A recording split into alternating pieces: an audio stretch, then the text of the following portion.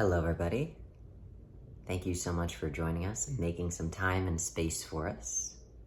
We're full of gratitude to see you. Something in which we would like to discuss today that I know weighs heavily on all universal principalities' minds is the illusion, the idea of death. Big, scary cloak of death. Mostly associated with the universal principality that is life and death, of course. However, we would like to offer our interpretation of what death is. Death has many interpretations from many of the other universal principalities that have created the ideas of religion or spirituality, or anything in between, or an intellectualized understanding of what death is. All of those come from different universal principalities in their trying to remember what it is and what it means to live and die. So here's our interpretation.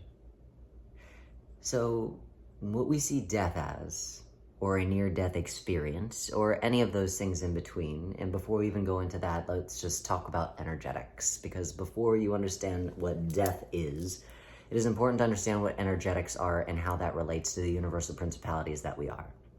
So, big surprise, the thing in which we really are, besides coming from the beautiful expulsion of the universal principality that is curiosity, that we identify as God, the OG, the original creator, we are energy. And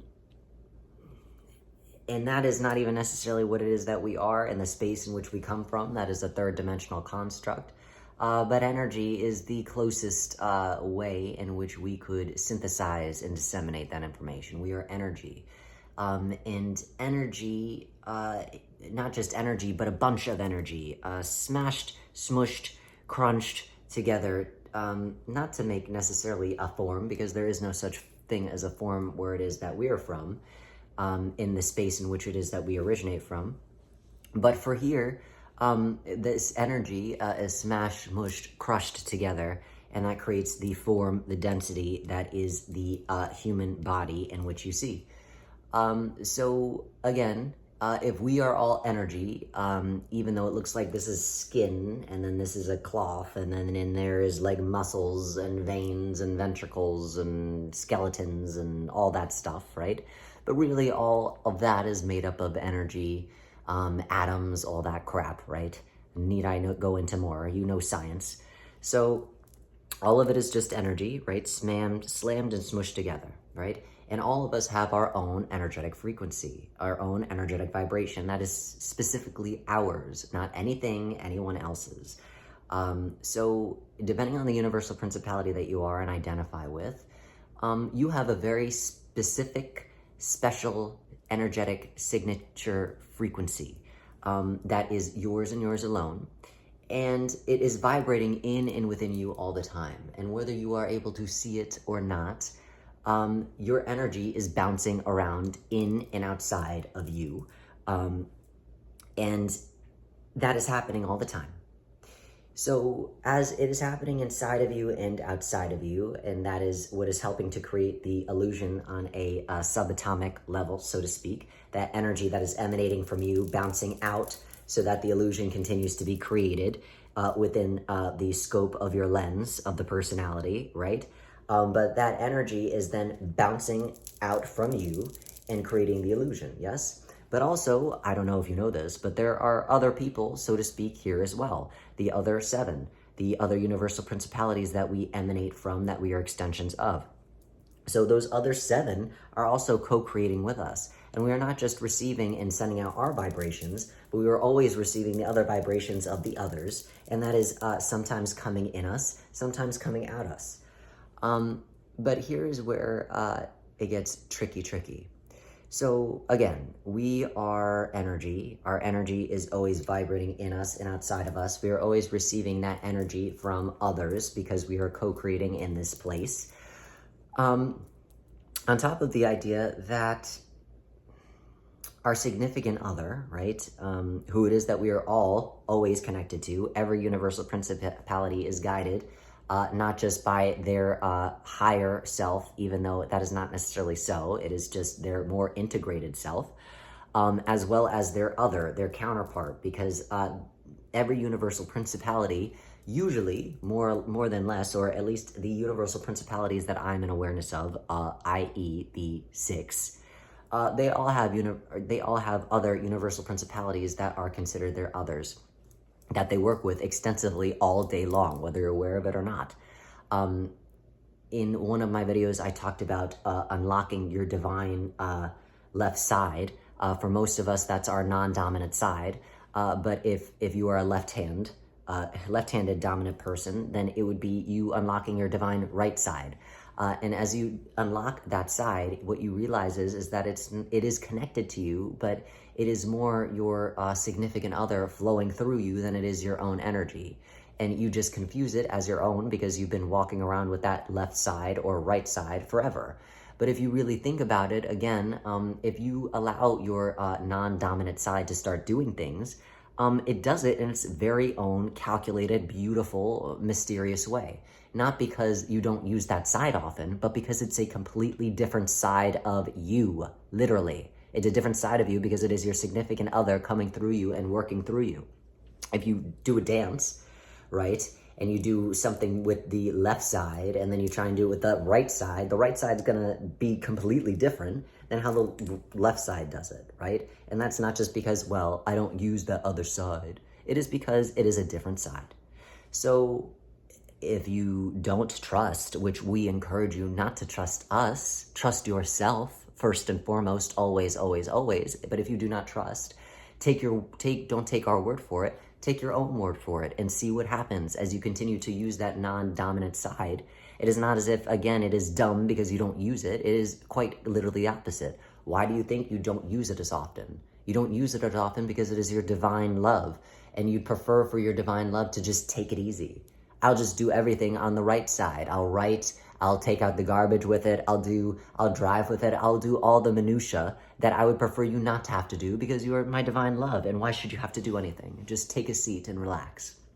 So you are always connected to your divine love, and your divine love is always connected to you in that way. Not necessarily literally, I mean, yes, literally in the non-dominant side, but it is not as if she is living inside of just that one side. She is connected to you, right?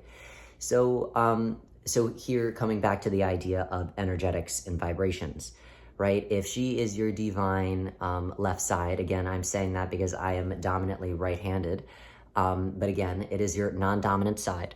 So if you are in concert with your divine left side, you will get feelings from your divine right side. And that is how your divine right side talks to you. Feelings are reminiscence of the way in which we used to communicate in the space in which we are or in our space in which we originally come from, right? That is how we would receive feelings. We would receive feelings, and that would be the way in which we communicate. But feelings are not feelings, right? Feelings are, again, a divine communication from your love, right? And they always come in from your non-dominant side, for me, the left side.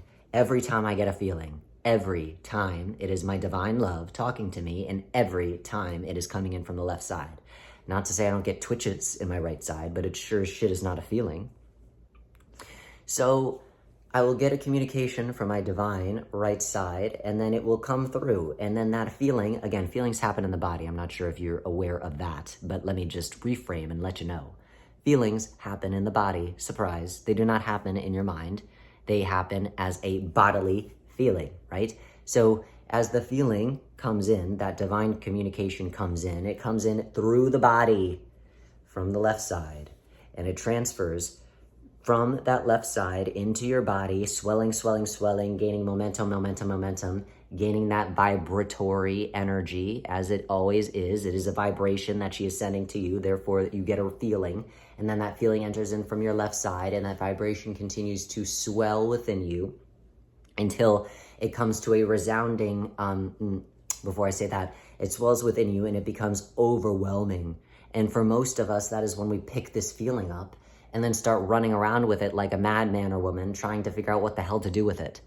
And the problem is that you shouldn't have picked it up first in the first place. It is not yours. It is your over-identification to think that it's yours. But here's the idea. If it was really yours, you would know what to do with it, wouldn't you? You smart universal principality, you.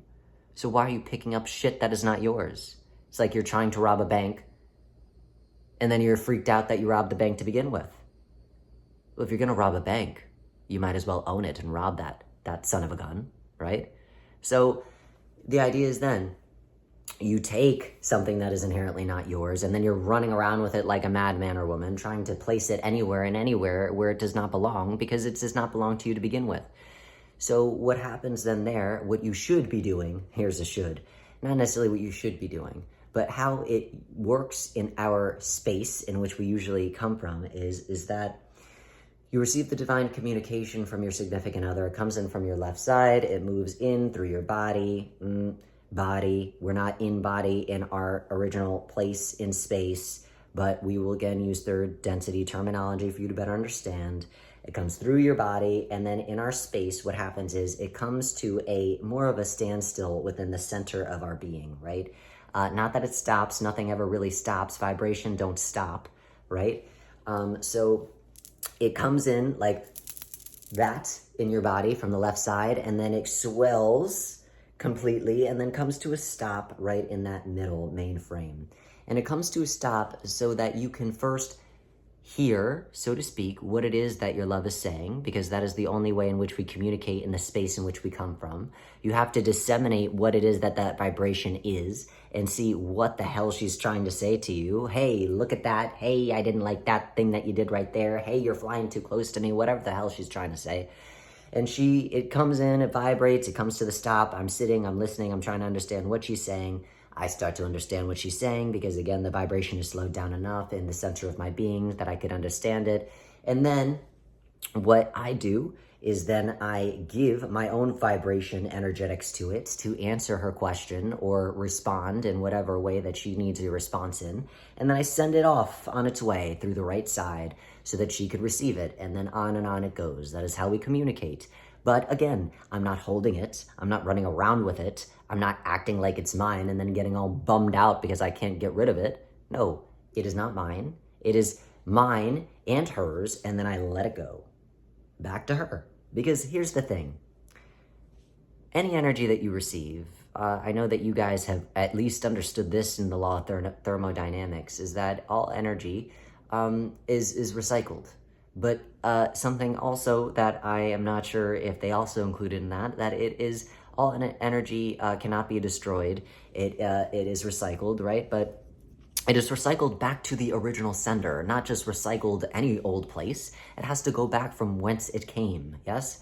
So the energetic frequency has to go back to my love. She is the one that sent it. I cannot hold on to it. And that is one of the issues of why we all encounter death here. Because we are holding on to energy that is not ours. We are not releasing the energetic vibrations that we are receiving. And then therefore, because it is not ours, all energy must be returned. It has to. Not because, not because they don't have enough of their own energy, not because they want to kill you and therefore they're coming to get you with and take back the energy in which you stole. It is more of you don't violate a universal principality, and you're violating a universal principality if you're not returning what was given to you, not for you to keep, but just for you to quickly understand something. So again, the idea is what happens here is she will talk to you. It will come in from the left side or your non-dominant side. For me, my left, it will come in from the left. And if you don't know that that is a divine communication, then you again think that that is a feeling. You then over-identify it and think that it's yours, and then I have to run around and do something with it when it is not yours to do with. And more than likely, we don't know what the hell to do with it, so therefore we just shove it, cram it, move it more down into our spaces and places within the body, the physical body that we have. And so what was once a beautiful divine communication from our love, a beautiful butterfly that she gave us, that she just blew into our energetic field, right? It comes in, beautiful butterfly, monarch flying around. Ah, lovely, beautiful. But again, we see the butterfly and we say, oh my goodness, it's tickling me. It's too much. It's overwhelming. Oh my God, it must be me. Oh, My goodness, let me shove that crap right back down there. And so then that butterfly turns into a bat, and then that bat turns into an eagle, and then that eagle turns into a pterodactyl, and then that pterodactyl gets very big inside the body. That energy that you keep on smushing down, because I don't know about your significant other, but my significant other loves to talk to me all the time. And boy, do I love to listen when I am not taking which is not mine and holding on to it. But if I am just mistaken her communication as a feeling, and then I am grabbing onto it and then holding onto it like a madman, not wanting to allow it to slip, then that energy just continues to get bigger and bigger and bigger and reactivated more and more and more as she continues to talk to me, right? And so then therefore 2 issues begin to happen.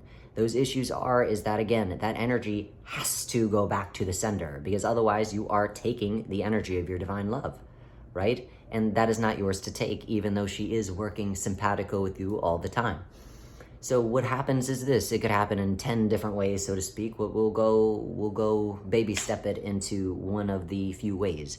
What happens is then it creates an illness, right? And that illness allows for, before it is an illness, she'll tap you on the shoulder with a slight injury. And she'll give you an injury because she loves you very much, and because you're not listening. Because you're taking her communication as a feeling, over-identifying it as yours, and you're not listening. And how else is she going to get your attention if not for a slight injury, a slight car crash, just a little bone break, just a small, slight touch of cancer? All of those things are her way of communicating with you. But the injury allows for a slow release of her energy back to her. If you break your bone, guess what? There is a break, which means that there is a release, which means she's getting back a small hit of her energy, and which she is able to then take. Because again, if you continue to fill up on her energy, you will die as well. You cannot continue to fill up on something and someone else's energy. It is almost like if you drink too much water, you die, right? If you drink too much of anything, you will die, because it is not you, you're intaking too much. So you keep on intaking too much of her energy, and she has to injure you to allow for there to be a release, because you will die in 2 ways, right? You will die because you were holding on to too much of her energy, and then therefore she has to explode out of you. Or it is the idea that you just fill up, and then you just die because you lose sense of yourself, and you lose sense of your own energetic vibration and get filled with hers, and then mistaken yourself for her, and then therefore you die because you are not her, you are you. So then therefore, those are the different ways in which you can die, right? But again, there's always an injury. Why do I have this chronic diabetes, or this rheumatoid arthritis, or all these things? It is your divine love allowing for a slow release of the energy that you keep on siphoning and holding on as if it is yours. So that slow release allows for you to not die, so to speak, and also for her to tap you on the shoulder and say, hey, sweetheart, are you going to listen now? What about now? Do I have to have a pterodactyl explode out of you and for you to die, for you to finally realize? Or no, you would just like to keep on going on with this nonsense and keep on holding on to that which is not yours, and then slowly kill yourself. But again, because she loves you, she will allow you to do whatever it is that you feel you need to do until it becomes too much. And then, therefore, there is the cancer. Then, therefore, there is the car crash. Then, therefore, there is the bone break.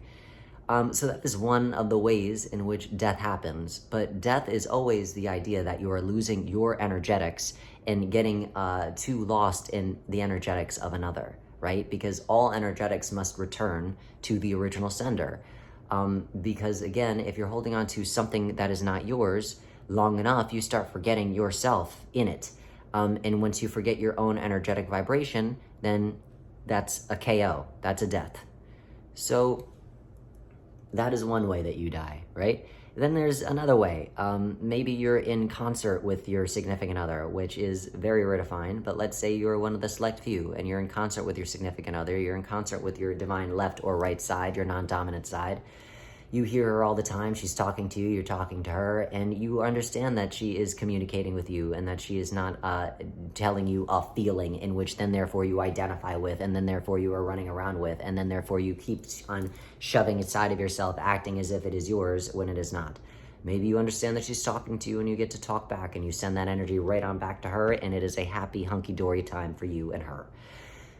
Then there's another way, right? And the other way is the overindulgence way, right? The overindulgence way is the idea of the people that overindulge, right? And again, it's a little different for those that identify with the universal principality that is life and death. They have mastered being in a limbotic state. So that means that therefore they do not have to suffer the same consequences, or the consequences don't come as quickly for them as they would come for another universal principality that has not mastered being in limbo. So it's a little different for death. So with the exception of them, for the rest of us, it's pretty much the same. And so that idea is, let's say you overindulge, which is again the aspect of death, right? You overindulge. And in that overindulgence, that is the energetics of life and death, right? That is death's energy. But you overindulge, and you don't know when to stop, because that is not something that we understand in our space. We don't have to stop. Because we know ourselves, right? And if you know yourselves, you know when to stop. You know that you don't even need to indulge to begin with, because you know yourself. To indulge in anything that is not you is silly, because why would you put your energy anywhere else other than yourself? That hinders your own evolutionary process and growth. So you don't do that recklessly. You do everything you can to continue to grow so that you could come back to the divine creator of all that is, which is the universal principality that is curiosity. So, therefore, we do not know how to stop. That is not a principality that we are very, very familiar with in our space and where we originate from. So it is hard to learn how to stop here, because again, that is not inherent in our nature. We don't know how to stop because we don't have to stop, because we know who we are. So it is important to know when to stop here, because again, if you don't stop, then you will die. So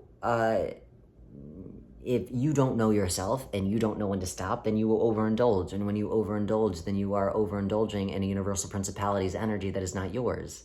And you keep on doing that long enough, and death is going to come for you. Not because it hates you, not because it, wants to come and get you, but because you have to give back that which is not yours. So eventually, death will come for you, and they will give you the death blow. And here is where it gets very interesting. So we give the idea, the metaphor of a boxer or somebody that's getting punched, right? And if you get punched in the chest, right, you get an expulsion. You literally move back, right? You are pushed back in space, right? Literally, we had cameras that could capture, energy in more of a definitive way, you would see your energy being here, right? And then as something punches you, your energy goes from here to here. But it's so quick that your energy does not have time to catch up from here to here, right? So you immediately get thrown out of your body, So again, the issue with that is that if you're thrown out of your body and your body is filled with energy that is not yours, and you've forgotten, therefore your energy, there's two possibilities that could happen. There's a near-death experience, or there's a death experience, where that's the wrap-up. So the difference between those two things is you still get punched, you still get the whoosh in which you are pushed back out of your body. But for those that are strong in the knowing and the remembrance of who it is that they are, in the moment that you get pushed out of your body, which is the death, right? In the moment that you get pushed out of your body, the breath leaves, right? But sometimes, as the breath leaves, that is the metaphor of now the energy is being dispersed and death is getting back his energy, right? Death is now reclaiming that which is his, and that breath is going back to death. But again, the expulsion is the entirety of your energy, right? So if you do not know yourself, then all of your energy including yours, not just the energy that you entangled with, that is death's, all of it goes back to death. All of it. And death doesn't want your energy. He's a finicky son of a gun. He doesn't want your energy, he just wants his, right? So you will expend all of that energy, but he only wants that which is his, and he will not take you into him, right? So that leaves you stuck. That leaves you dead. That leaves you without a body. So that is one idea. But then there's the other. So death punches you, the breath leaves, but sometimes you are able to remember, oh my God, I'm empty, and I know I'm not supposed to be empty, and I know what my energy feels like. So then you come back and you're able to breathe back your energy quick enough so that it re-enters the body just in time for there not to be a death, but still in the time where you breathe it out. That time is that near-death experience. And that near-death experience is commiserate with whatever universal principality that you are, however it is that you identify and believe death should be and should look like, right? But that again only happens if you remember the truth of who it is that you are. And death does not inherently even need to happen if you do not overindulge, if you know the truth of who it is that you are, so therefore you're not indulging at all, because why would you put energy in any other place other than yourself? And that allows you the freedom to, I don't know, not die, for one. But again, so what happens therefore is those who have the near-death experience, it is a complete cleansing, right? It is a complete cleansing because you are expelled of all the energy of that which is not yours, and you are able to maintain and remember the truth of your universal principality. And because your energy is running so cleanly, what they're able to maintain is more of a sense of their true identity, because their personality construct, the lens in which was guiding the illusion to begin with, is a little bit washed away because you just had your eyes closed, so to speak. When your eyes are closed in that near-death experience, you're back in your own universe. You're back in the truth of the universal principality that you are, and that is undeniable. So the people that have the near-death experience are able to come back into themselves, into physical form, and remember the truth of who it is that they are, because their energy has never been cleaner, and their eyes were just recently closed, which allowed them the true sight of the truth of who it is that they are. So their whole life changes, because they are reminded then, oh my goodness, I'm not JoJo, I'm intuition. How silly for me to forget. Thank you, death. What a blessing in disguise. So that allows you the freedom to move more cohesively with the truth of who it is that you are. For the lucky ones that had a good sense and good standing already of the truth of who it is that they are. But for those of us who overindulged and did not stand so firmly in the truth of who it is that they are, and the time it takes to breathe back you, the vesicle is gone. Because that is returned to me, not death. The vesicle is me, because you are inherently in my space, right? And your body is a vesicle. Your body is me. Your body is a mimicry of me, right? So your body is returned to me, the space in which you are operating in. What a nice, beautiful, used up gift that you gave me back. But thank you anyway, because I need that energy. That is how your energy is returned back to me. That is your thank you in parting gift, quite literally and figuratively. But I take back my vesicle because that is mine. Death takes back his energy because that is his. And you take back your energy because that's yours. It is all a transactional experience, so to speak. And so you take back your energy. And for those that, again, did not get back in their vesicle and you kindly return it to me, you are left without a body. And that leaves you in a rough state. That only leaves you with two options. And those options are tricky, two tricky ones. So what you can do is this. When you are without a body, because you've given back the energy that is not yours to death and your vesicle back to me, what happens is two things. You can transverse this place Transverse the universe and find your way out of my space, which is easier said than done, even though that within itself sounded pretty difficult. And I'm not going to say that it's impossible, but let me tell you something. If you couldn't remember your energy when death punched you, and therefore you lost your energetic vibration, which meant that you could not re-enter back into your body that you commandeered after I generously gave it to you, then how in the hell are you going to remember how you are going to find your way out of this place, out of this space? It's very difficult. And I'm not going to say it's impossible, but it's difficult because you lost two things, or three things technically. You lost a physical body, which, some of you might not necessarily consider a loss, but in the very least, you're used to your physical body, and in the physical body, you're used to the voices within it. And more times, those voices are the blending of the seven, which help to guide you in your normal day illusionary life, as well as your significant other who's talking to you all the time, whether you're aware of it or not, right? So you lost your connection to those things, whether you're aware of it or not in your body. Those things are connected to you all the time. But even those connections that you weren't even aware were connections at all, just maybe your mundane thoughts, those connections are lost. Because now you're really just stuck with the essence and energy of you. And that's not to say, again, that your significant other isn't just chilling right next to you, so to speak. But if you didn't even identify that she was talking to you in your body, you sure as hell are not going to identify that she's sitting right there next to you.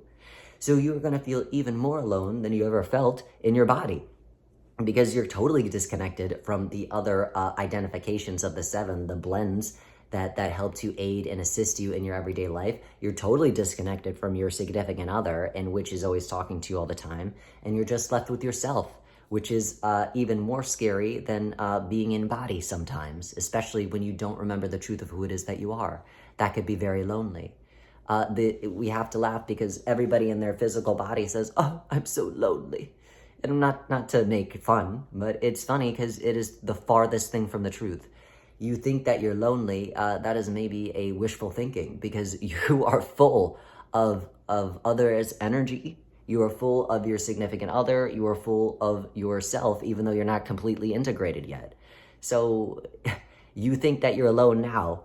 Wait until you're disembodied and you've completely forgotten the truth of who it is that you are. Then you really feel alone. Even though there is no real reason to feel alone, you're still in a space that it is that, I and you helped to create before you all pulled it down with you to create this place. But that's neither here nor there. So you, disembodied, feel even more alone than ever. And you have, again, the option to transverse this place, transverse this space, and somehow find your way out back to the original areas in which we operate from. And again, most individuals and bodies can't figure that out. The scientists, the religious aspects, the aliens, whoever it is that you want to call them, why are they still here if they have figured all of these things out, right? So it is a challenge, therefore. It is a challenge for the most higher evolved beings, so to speak. So it's definitely going to be a challenge for you when you didn't remember the truth of who it is that you are in the first place. So more times than not, you're not going to choose that route because you're going to feel probably pretty confused within yourself. This is the first time that you've actually been with yourself since your last death. So most universal principalities don't go the route of transversing the universe in place to end up back in our original space. What they do is they find another vesicle to come all up into and regurgitate the same nonsense over and over and over again. Because again, you have more of a chance, and yes, you have more of a chance. More of a chance in the sense of remembering the truth of who it is that you are with support, i.e. your divine love, i.e. The blend of the universal principalities that you are. You have more of a chance of remembering the truth of who it is that you are in body than you do outside of body. And that's not true for all, but that's true for most. Because again, if that were the case, then why are so many clairvoyants picking up on so many different energies that are waiting around here? And it's not to say that these spirits, they're not spirits. Not to say that these universal principalities are spirits or ghosts, because that is something different altogether, and a different conversation for a different day. But it is more the idea that they are waiting to figure out what the hell they want to do, in the sense of, am I going to figure this Rubik's Cube of the universe in this place out, or am I going to re-engage in a body and try that out for size again, over and over and over and over again? So that is, in essence, how we see death. Of course, there's always so much more to it, but that in and of itself is a lot to take in.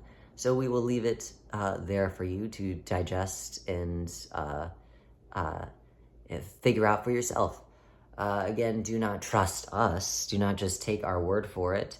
If there's any money or anything or any universal principality that you would like to trust, please trust yourself and feel into, or not feel into, but check in with your divine other half. See what she thinks. Or get those feelings and sit with those feelings and see what they really mean, and see if that holds true for you. But again, that is enough for right now. And as always, we are full of gratitude for you making space and time for us. And we wish you love and light on your journey.